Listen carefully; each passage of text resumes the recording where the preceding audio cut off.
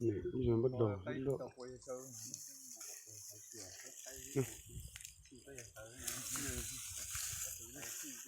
Nào thử ơi, các bạn.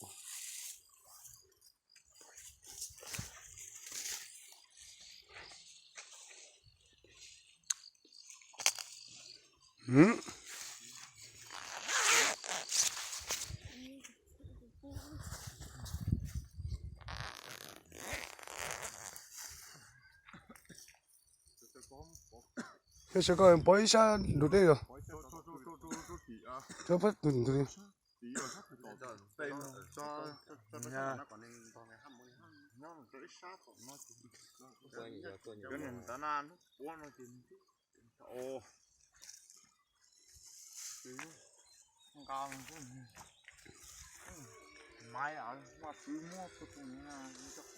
Không được chỉ là lũ.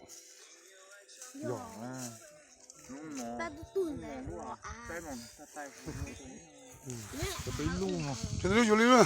Nó tức là lúc à phải máy dùng nè. Máy nó mà nó mà dùng từ xây. Thì có này dùng chứ mà xây rồi.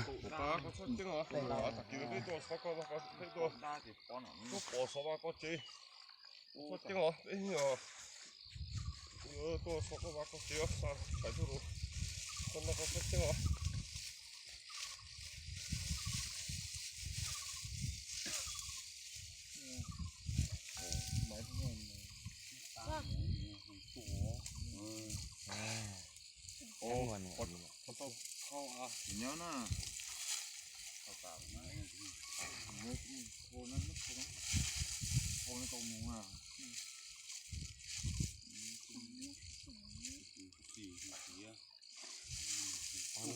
Nó xin thùng. Xin nhớ sim á. Thùng. Còn chạy là một tua với te à. Thùng. Thì mới thấy là có te. Mỏ thế à? Mỏ thế. Ngay nhon để nó. Sao tôi nó chạy qua. Mà mua cái nó. Sao tôi cho nó.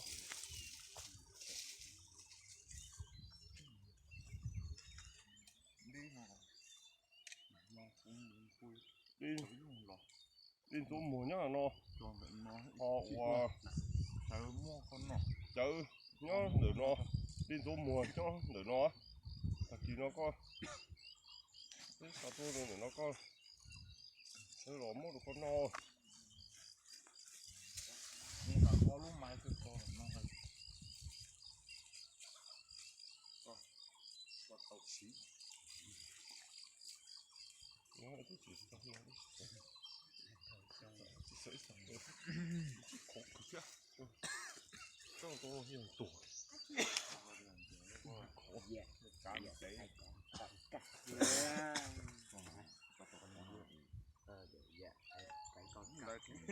Cái này là hay gì chạy nhưng mà lâu dễ nào gì chả ok. Nó hay được hãy là lừa này dễ Cái chỗ đó sẽ là khó trung đây. Cha còn thì báo cáo này còn từ không?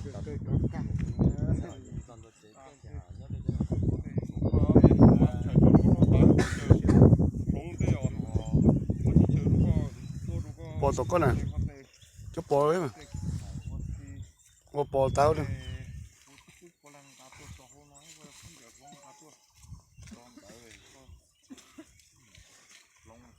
Cái bấy giờ chắc tao nó.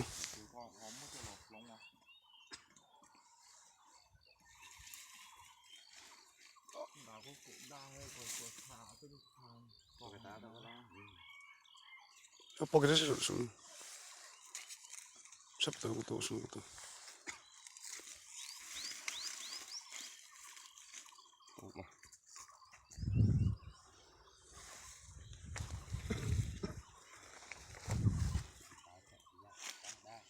Ba với sáu con chế tả, cái sáu con chế tả, sao thấy được con nó tả,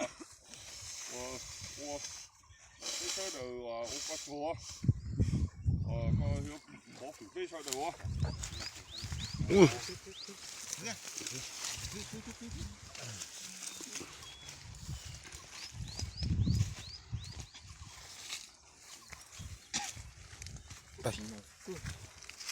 ai chỉ giàu lắm chỉ một kẻ nè